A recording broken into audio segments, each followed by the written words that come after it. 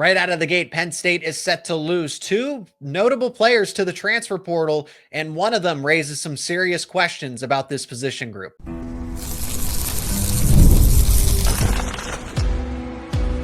You are Locked On Nittany Lions, your daily podcast on the Penn State Nittany Lions. Part of the Locked On Podcast Network, your team every day. You are locked on to Penn State football and the transfer portal. Thank you so much for making Locked On Nittany Lions your first listen and watch every single day. My name is Zach Seyko, and I am your host of the show, joined once again by Pat Koerbler, contributor over at Black Shoe Diaries. Links to his work will be down in the description as we are talking all things transfer portal as two players initially jump into the portal from Penn State. Today's episode is brought to you by FanDuel. Right now, new customers can get $250 in bonus bets when your first $5 bet wins. As always, let us know your thoughts down in the comments section. If you got a question you want myself or to answer to address in future podcasts, of course, let me know down below. Pat, Tamir Robinson and John Mitchell are going into the portal. Robinson, a little more surprising, I think, because there's an opportunity to play at linebacker. So I do not like that one. John Mitchell's somewhat understandable. There were reports from On3 saying that there was a bit of homesickness, just to kind of address that. But Tamir Robinson, I think, is catching us all off by guard because outside of Tony Rojas, Keon Wiley, and Dom DeLuca, that fourth linebacker spot is wide open, and I figured it was going to go to Tamir. Yeah, it's a tough one to lose. First off, Zach, thank you for having me on. I know usually this time of year we do basketball transfer portal, but talk about stinky. Don't want to talk about that. Basketball, just not in a good spot. They finally got one. Yeah, he plays basketball. That is for sure, Josh Reed. Anyway, football. Yeah, Tamir Robinson's a tough one. I mean, for me personally, he was a guy that when he was recruited, I absolutely loved. He ends up tearing his ACL as a senior, or I believe going into his senior season. Yeah. And kind of changed how people viewed him as a recruit. I think, for a lot of his recruitment, he was like a borderline top 100 guy, might even start as a top 100 guy, but really he was kind of in between that. He played some safety in high school, and then he grew into a linebacker, and then he grew into a defensive end. And I almost think at Penn State that was maybe a bit of a problem as far as he's a big athletic kid. He was rehabbing from that torn ACL, as we mentioned. And, just heading into his redshirt sophomore year, so still a lot of time, but just maybe never fully figured out where he fit. I think it was always a really good bet to bet on, a big athletic guy. But for whatever reason, it just didn't work out. I'm sure Penn State would have wanted him back because, like you said, that linebacker depth chart is not looking great. We've heard. And I disagree. With Robinson in the fold, I actually liked where linebacker. It better for what people are giving it credit for because they do run a 4-2-5. I was just about to say, but this throws a wrench into everything. That's so my opinion of linebacker slightly changes now. I'm good. It changes definitely. It's not just this is inconvenient. No, this is a big deal because this was one of the players that was going to create a formidable rotation, whether that was Robinson was first or Anthony Specca has had a lot of buzz here, but then it's also LeVar Arrington II, Alex Tatch, another true freshman linebacker. So, and then Kari Jackson as well. So in conjunction, I don't want to forget about Dakari Nelson either, but in conjunction with all of those players, Tamir Robinson seemed to be the leader of that bunch and created a solid 2 deep, 3 deep. And like I said, now it throws a wrench into everything. So I was actually pretty high on linebacker compared to some other people, but now I'm going to have to walk that back a little bit because of Robinson's pending departure. He could come back. We'll see. But no, I kind of agree with you where I thought the depth wasn't really in that bad of a spot. It seemed like they had a lot of guys. They just kind of needed to figure out where they all fit. Actually, I think there was more questions about Tony Rojas and Dom DeLuca as your starters. A big DeLuca fan, and I think Tony Rojas played injured last year, but there's no 100% this guy's even a second team all conference Big Ten guy. So yeah, it was more so that depth now has kind of there's a blow to it. And just to mention those names again, Tony Rojas, a guy who has dealt with injuries. Keon Wiley, a guy who has dealt with injuries. Dakari Nelson was out this entire spring, I believe, because of injuries. Alex Tash already had two shoulder surgeries in high school. That is not the part of the body, if you're a linebacker, that you want to have injuries to. So when we talk about this depth, yes, okay, they still have let's say 5, maybe 6 guys. And if they're going to be doing more of a 4-2-5, 2 linebackers, maybe that's okay. But when you look at who is out there and just their injury history, it just leaves a little bit of, a reason for concern. And not that, as I just mentioned before, Tamir Robinson also has dealt with injuries. So yeah, they're in a weird spot now where they kind of need some linebacker depth, but how fruitful is that going to be in the spring transfer portal period where you can't necessarily offer, a starting spot? It's likely going to be, what Robinson's role is going to be was, maybe a spot starter here and there, someone who is going to come in and be a part of the rotation, but not someone who's going to be guaranteed to get 30 plus snaps a game. Yeah, a veteran backup, to say the least, somebody that at least knows Penn State's system.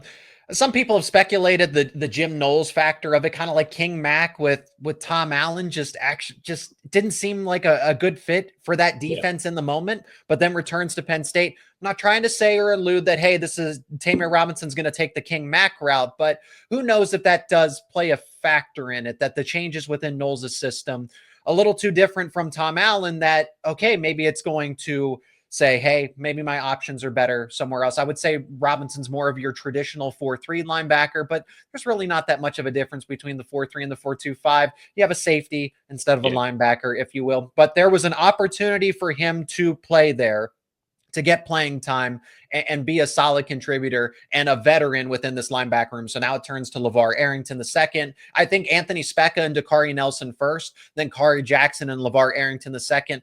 But I do have optimism for all those players in due time, but can they grow up sooner rather than later? Let's pivot briefly to John Mitchell, because I don't think this has as much of an impact. The reason Penn State runs a 4-2-5 is because the secondary is loaded, Pat. You and I are certainly going to agree there. There's the homesickness element of it. I think that's important to bring up, because this is what the transfer portal is for. With all the pay for play type of stuff, this is why the transfer portal was a good idea in theory, is that if there's a player or a person that, hey, this just doesn't work, whether it's the school or athletics related, I can go home if I take a chance and it doesn't seem to be the right fit. John Mitchell's extremely talented. I would still like to have him on Penn State's depth chart, because I think eventually he would have contributed, and he's someone that, as a 3-deep cornerback, he can go be a backup. Maybe he starts somewhere else right away. Who knows? But he's from the state of Florida. Penn State's just in such a solid standing with defensive back overall, particularly cornerback. I mean, Kenny Wosley's generating a lot of buzz, and I mean a lot. So Penn State is fine at defensive back, and it's why they run a 4-2-5, because the secondary is just loaded. Yeah, under Terry Smith, corner has, never really been in question. Oddly enough, I think, going into this past season was probably the one of the few times where it's like, oh, corner might not be loaded. And then you have, AJ Harris, who, you just mentioned, like, the beauty of the transfer portal. That's a guy who 5 years ago, it stays at Georgia, and all of a sudden, right, AJ Harris would probably be starting for Georgia this year. And he'd pop up and he'd be, now he's a second round pick. Instead, he comes to Penn State last year. He's able to start a year earlier, and now he's already generating that, that NFL buzz. And could be the case for Tamir Robinson, where, he's not going to be the fourth linebacker at Penn State. He's going to be the second linebacker at North Carolina or West Virginia or Syracuse or wherever he decides to go. He's able to play earlier. And, John Mitchell, could certainly be the case too. I mean, just like we talked about with AJ Harris, where he was stuck behind some really, really good cornerbacks and just secondary players at Georgia, comes to Penn State, plays right away, and proves to be a really good player. And I would not be shocked if John Mitchell does that as well. He was a pretty big time prospect coming out of Florida. I believe he's like probably, I don't think he was quite top 100, but I think he was 150. And he's going to have options if he wants to get closer to home, whether it's, Florida, Florida State, Miami, or even if he wants to do a UCF or South Florida and be able to play a little bit earlier. But yeah, I mean, Penn State's just, they're stacked at corner. AJ Harris, Elliott Washington, Zion Tracy, Davion Collins, as you mentioned, Kenny Mosley as well. They just have a lot of guys there, and it's understandable why, if you're John Mitchell, you came to Penn State as a highly touted kid. And even going into your second season, you just maybe thought things were going to work out differently. And now has that opportunity to get closer to home and get some playing time. So, yeah, I mean, it's frustrating. It sucks from like a fan perspective where, I think if for spring ball, you would like to think like, oh, this is the team. But there's certainly upsides for the players too. So good luck to both those guys. And yeah, I think Penn State's going to be okay overall. That you lose depth guys. This is just an unfortunate part of the transfer portal from a fan perspective.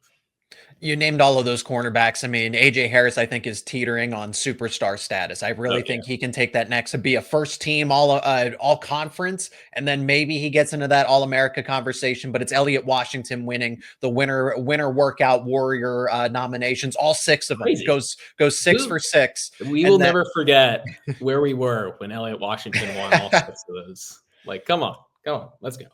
But it's in addition to AC Collins, Davian Collins, Colin Dinkins as well. I've been impressed with him at the spring practices, just seeing him in person. So Penn State secondary. Not look like a walk-on. No, he doesn't. He's probably going to be. So that's, Pat, I'm glad you brought up the word walk-on because that's becoming a thing of the past with the NCAA house settlement here. So we're going to talk about a lot of that and more, particularly what is Penn State going to do with the transfer portal? And are they going to be able to even get anybody out of the transfer portal? But these are some names to know if Penn State's going to make some moves. That's coming up next here on Locked On Nittany Lions.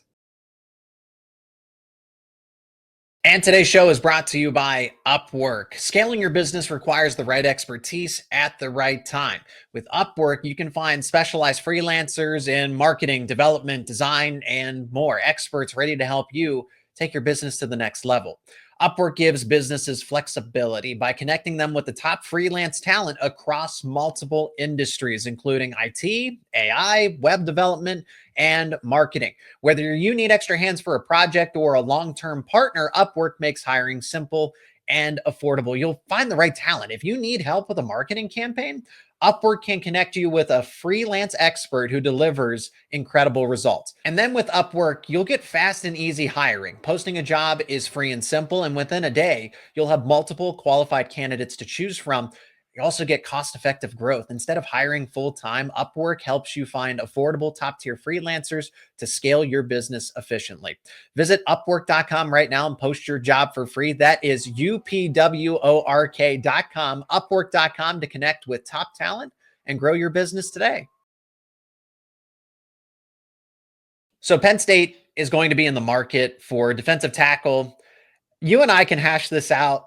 I caught a little bit of pushback on it on X saying that, hey, wide receiver isn't necessarily a need. It's more of a want. I mean, the room's filled. The room is full of players, but what they are able to do, and you never know who's going to go into the transfer portal, but these are some names worth mentioning as far as defensive tackle, wide receiver, linebacker, and then at the end of the show, we're going to talk about if Penn State's going to be able to even land anybody because they are currently, well, I know these 2 names go in, but they're well over that roster limit of 105, which is why I mentioned the walk-on there. But a name that immediately jumps out to me, if you're thinking wide receiver, Cam Camper, the veteran from Boise State, Trebor Pena was one that everybody circled, hopped into the portal from Syracuse, and everybody said this is a Penn State Nittany Lion, and if he isn't, what is Penn State doing? What is James Franklin doing?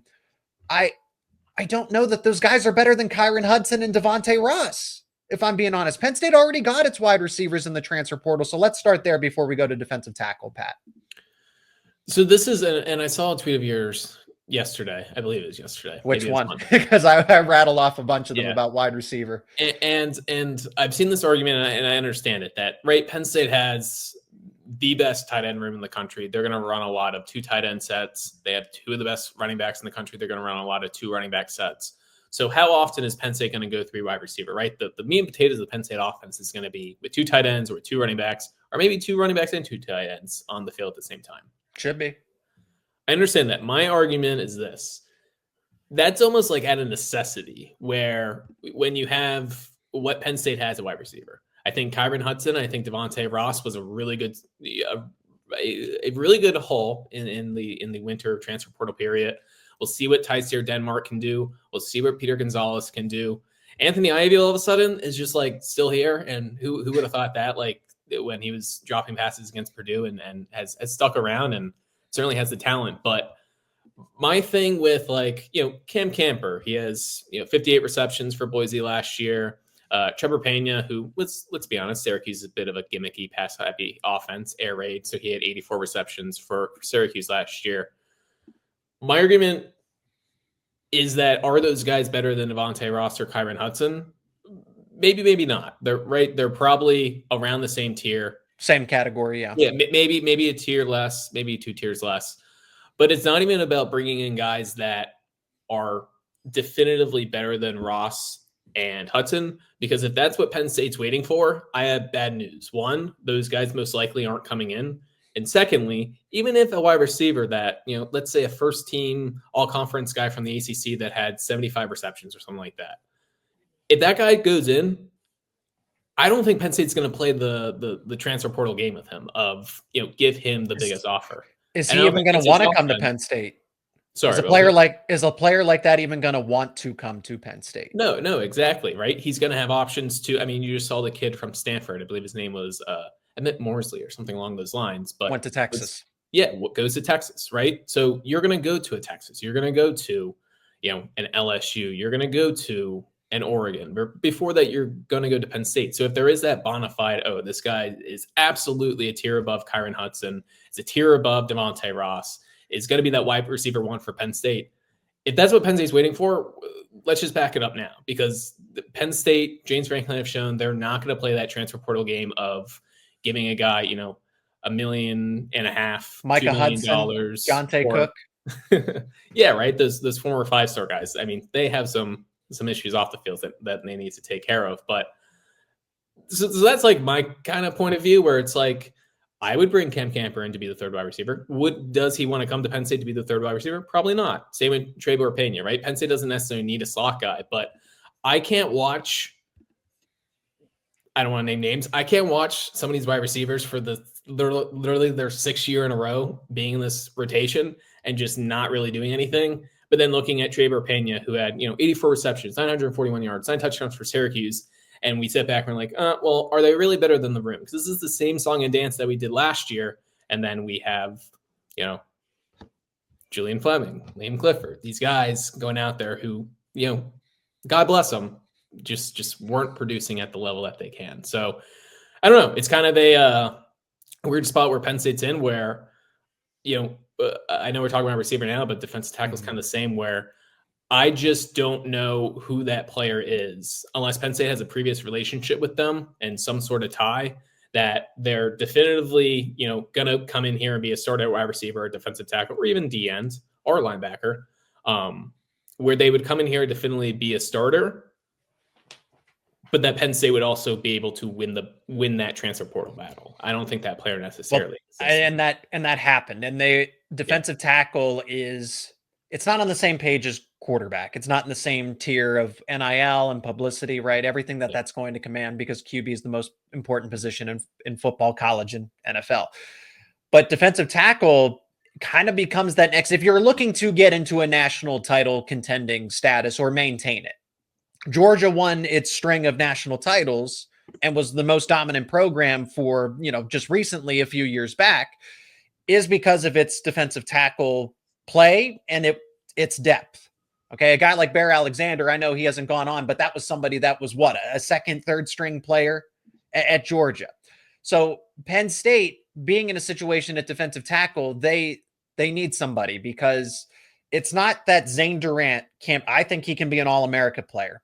I think he's definitely kind of like AJ Harris. He's guaranteed to be, I think, a first team all conference, maybe an All-American. Alonzo Ford, can he stay healthy? He has battled injuries the entirety of his career, and he was one of those portal gems that Penn State found, developed, and look at that. He was one of the better defensive tackles overall in the country last year, according to Pro Football Focus. So that's a nice 1-2 punch. I'm glad they're confident in Xavier Gilliam. Is that a smoke screen to kind of say that, maybe we shouldn't be as concerned about defensive tackle, or is that legitimate belief in Xavier Gilliam? I would like to say that it is, if you can confidently declare that Gilliam is the third guy, if you will, based on what James Franklin said in a press conference. But then after that, depth isn't an issue, like wide receiver, but having an immediate impact player is. Yeah, it's, again, defensive tackle is just a really hard spot, because if you ask Alabama, if you ask Texas, if you ask Oregon, Ohio State, Michigan, all those guys would love, hey, here's a 6'2", 305-pound player who at the very least can be a rotation piece. Every single school is still going to want defensive tackles. Yes. And Penn State has kind of been, fortunate in the past of what they had at defensive tackle, keeping Devon Ellies around for multiple seasons, having Keziah Izzard, around for five seasons as well. When you look at Penn State's defensive tackle room, that was a great rotation last year. Yeah, specifically last year, it's like, okay, Devon Ellies wasn't, an all Big Ten first team, second team guy, but he was a 23-year-old, 24-year-old, grown man. Keziah Izzard was a grown man. Those are the type of guys that every program wants. So, for example, just going back to the winter, David Blay was a big name that Penn State was after. Louisiana Tech, he was 6'4", 315, actually from Levittown, PA. So he started at Westchester, which how you start at Westchester, end up at Louisiana Tech, have a really, really good season. He ends up at Miami because Miami's like, yeah, you know what? We could use the 6'4", 315-pound defensive tackles. So, go figure. Yeah. So it's probably, besides for quarterback, probably the most important spot in, for a football team, defensive tackle and defensive end as well. I mean, you can kind of just put defensive line, offensive line, all together, but I just don't know who that player is that's going to enter the portal. I mean, you saw with Penn State in the winter go with Owen Waffley, who, is coming into his second season. So, kind of falls in line with Xavier Gilliam of he might be ready, he might not. And Penn State's just going to have to find out. Still to come on this episode, Penn State is going to have plenty of positions they can target in the transfer portal, but will they actually be able to land anybody is a separate question. We'll address it coming up next here on Locked On Nittany Lions. Today's episode is brought to you by FanDuel. The NBA playoffs are here, and FanDuel is giving new customers an incredible way to get in on the action. Right now, when you join FanDuel and place your first $5 bet, you'll get $250 in bonus bets if you win. You'll love FanDuel because FanDuel makes betting easy, so easy, whether you're picking your favorite team or diving into player props. And I mean player props, whether that's three-pointers, steals, assists, points, rebounds, you name it. FanDuel has so many ways for you to bet on all of these different player props. Plus, after the game tips off, you can still combine your live prop bets into a same-game parlay for a chance to win big. Don't miss out. Head over to FanDuel.com and claim your $250 in bonus bets today. That's right, $250 in bonus bets when you place and win your first $5 bet. Again, that is over at FanDuel.com. So that's just it. You started to answer the question here because the winter transfer portal window is always going to be the better of the two. It's you want to get in with a program, you want to get situated. We saw how that worked out. Hindsight's 2020. Dante Cephas coming in a little bit later. It benefits players like Kyron Hudson and Devontae Ross, specifically at wide receiver, to come in, learn the playbook, learn the system, build chemistry, go through the winter workouts, go through those spring practices, and you lose that. And guys that are going into the portal now either already know their destination or they're going in because they lost a camp battle. So when you look at defensive tackle, they're at this present moment, this is a fluid situation, Pat. So anybody can go in at any time over the next, give or take 10 days here. But for this window, at this point in time, there is nobody that would, I think, make Penn State's 3-deep depth chart at defensive tackle. That's saying something, that Penn State still has defensive tackles that are respectable enough to a point where they have depth, but there's not that clear-cut 2-deep depth chart. Who emerges, we'll see. Liam Andrews, Randy Adarica, Caleb Artis, Ty Blanding. I think he was in the conversation last year with when he was going with Xavier Gilliam as guys to step up, and Alonzo Ford. So if you're Penn State, you are very hopeful that Zane Durant and Alonzo Ford are able to go through a 17. If they intend to get to a national championship, can they play in 17 games? It's a big question. Yeah. And that's why depth, I don't want to say in a weird way, but right, it's become even more important. But yet we're at a point in college football where the transfer portal has, I don't want to say killed it completely, but like we were just saying before with Georgia back in the day, like they Their three deep was guys that were going to be future first round picks. And not to say that it isn't now, but you have more of those guys who leave after a season, who leave after 2 seasons, who aren't going to be willing to wait. And I mean, I don't want to say that's where Penn State's on the defensive tackle front necessarily, but yeah, you feel good about Zane Durant. You feel pretty good about Forward if he can come back healthy, but as long as they're healthy, I'm confident in those two. Gilliam, I still need to see, but he's trending in the right direction. Everybody else is kind of up to interpretation at this point, whether it's Owen Wafel, Liam Andrews, Randy Adarica, as I've mentioned. Those guys are generating buzz, but if they need to play a couple of snaps because somebody gets banged up, do you trust them against Ohio State's 5-star offensive line? Yeah. Probably not. And I think that's kind of the point, though, with this spring transfer portal period, too, where, as you mentioned, most of the Power 5 guys who are entering are guys who are not full-on projected starters, right? Tamir Robinson might be a really good linebacker, but he wasn't somebody that was 100% going to start at Penn State. And that's what you're going to see at these other places, right? If you see an Oregon defensive tackle jump in, maybe he was the 3rd or 4th defensive tackle at Oregon. Maybe that could be helpful at Penn State. But it's all projections, the same way that Xavier Gillian's a projection or Ty Blanding's a projection. So we have just seen enough of James Franklin where, he from the very beginning said that he does not like the transfer portal, does not think that, all in all is necessarily a good thing for most players. He's adapted to it enough, right? Starting back with, Derek Tangelo and Arnold Ebiketie and guys like that, Mitchell Tinsley. And even this past spring, it's guys that we've been talking about. But it's clearly something that he does not want to overutilize. He would rather be on the other side of things. And he even said as much recently. I don't remember the exact quote that he said after practice, but that this is what was it? It was we're going to help players progress here at Penn State, not so much bringing guys. We're not going to keep you around for 3 or 4 years and then bring in somebody who's going to start over you as a 1-year rental guy, even if maybe they should do that. But yeah, I just, at this point, I'm just not very hopeful, whether it's wide receiver or whether it's defensive tackle or defensive end or linebacker, that Penn State really plays that portal game, just because I think it's just the juice is either not going to be worth the squeeze for Penn State, or they're just not going to have enough juice to land the person. So it's a chemistry issue. It's a numbers issue. It's an ideology issue, I suppose. It goes against what James Franklin naturally believes, that, we want to build a foundation. We want to build through recruiting classes, which ties into success with honor. Is that Penn State doesn't want to do the pay for play. Go out and buy a free agent in the transfer portal. That's not what they want to do. And they've never done that. And they never will do that. They will use it strategically. It's the Arnold Ebiketie. It's the AJ Harris. It's those kind of moves. It's Alonzo Ford, where you sit, you wait, you develop. You see that right now with Owen Wafel. Sometimes there's that plug and play with Kyron Hudson, Devontae Ross, but they're not going to, okay, let's go get into a bidding war with a wide receiver and James Franklin has pointed that out. You don't know what you're getting until you have them on campus.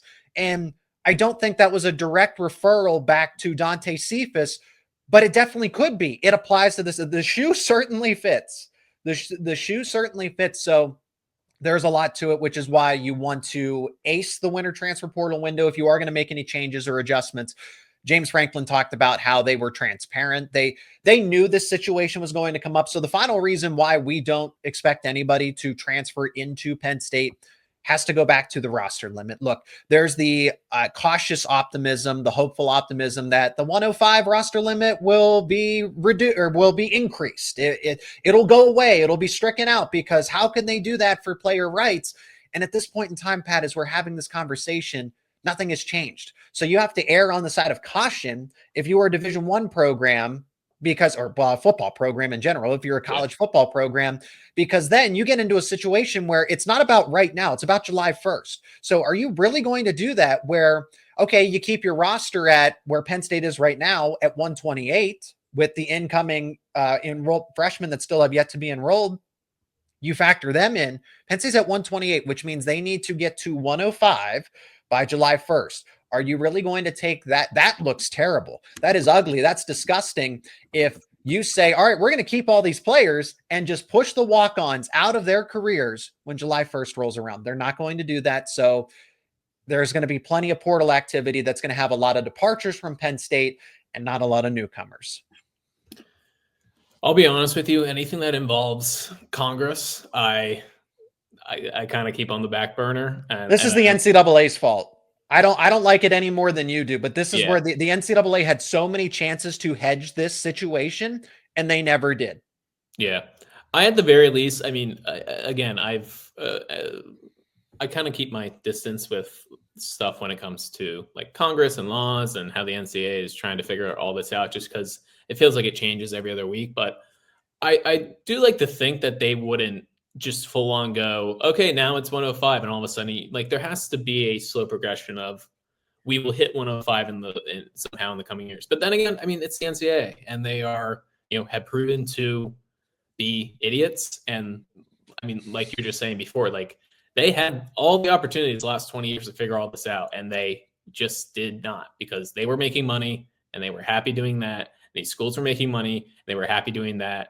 And now it's gone to this point where now you need Congress and settlements between all these different parties to somehow figure out, okay, what is the way to do this?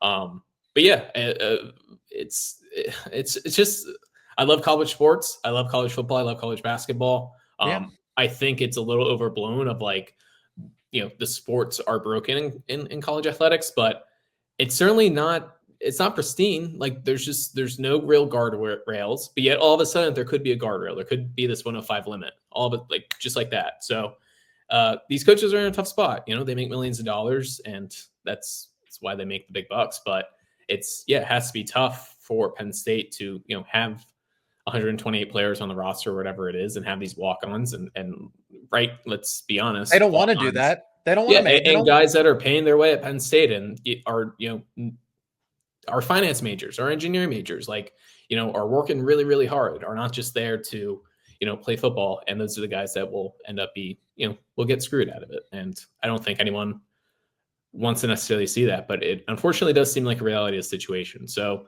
I don't know. At the end of the day, going back, even like, I've been following recruiting, I would say, like, on a decent level since 2010, I would say was probably my first year of like, following it almost on like a weekly basis.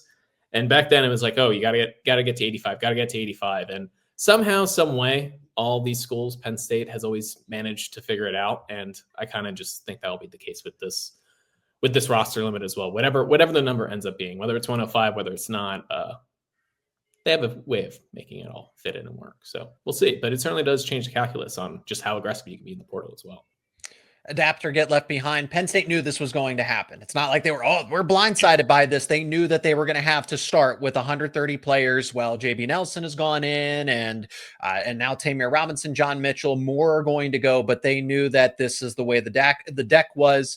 And now they're going to have to deal with the consequences of it, unfortunately. That's going to do it for this edition of Locked On Nittany Lions, talking some transfer portal first and foremost. He is Pat Koerbler from Black Shoe Diaries. Links to his work will be down in the description. I highly encourage everybody to check them out. My name is Zach Seyko, your host as always. Let us know your thoughts down in the comment section. If you got a question that you want addressed in a future podcast, let me know as well. If you're new to the show, subscribe to the YouTube channel and wherever you get your podcast. Pat, thanks so much for the time, the insight, the discussion, and the debate around Penn State's transfer portal needs, wants, desires. And this is a fluid situation, so maybe we'll have you back sooner rather than later. Awesome. Thank you so much as always, Zach.